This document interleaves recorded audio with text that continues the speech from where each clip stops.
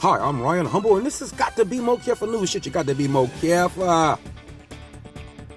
mother who let boyfriend beat her 8-year-old son to death before forcing the boy's siblings to live with his body for a year receives her fate.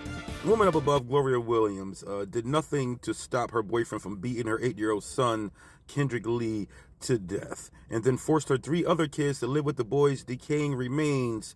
Will spend the next 5 decades behind bars, according to court records. Gloria Williams, 38, pleaded guilty last month to causing serious bodily injury by omission in the death of her son, Kendrick Lee. A judge found her boyfriend, 34-year-old Brian Ward Coulter, guilty of first-degree murder in April and sentenced him to life in prison without possibility of parole after a 5-day bench trial. During her sentencing hearing Tuesday, Williams told the judge she regretted allowing her children to live with her son's body, but said she did so to keep them away from Coulter.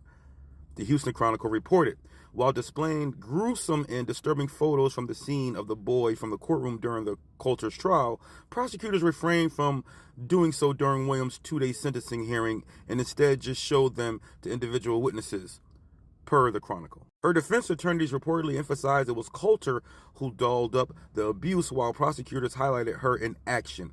Prosecutors reportedly showed the text messages between her and Coulter that showed she questioned his abuse toward the children.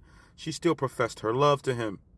Detectives began their investigation in October 2021 when a then 15-year-old boy called 911 to say he and his siblings, the ages 7 and 10, had been living with Kendrick's body in the West Houston home for a year. Detectives began their investigation in October 2021 when a 15-year-old boy called 911 to say that he and his siblings, then ages 7 and 10, had been living with Kendrick's body in the West Houston home for about a year. Investigators later learned that Kendrick's death sometime in 2020, Coulter and Williams covered the boy's body with a blue blanket and then moved to another apartment, leaving the kids behind. Cops arrested the pair a couple of weeks after the 50-year-old's 911 call. The siblings testified that they saw Coulter repeatedly beating Kendrick while he was still alive. The youngest brother told the judge about how he watched Kendrick's eyes until he stopped blinking during the beating. The death of Kendrick Lee was so tragic, and because of the fact that for so long there was no one to speak up for him, we felt like we had a duty to be his voice, the district attorney said.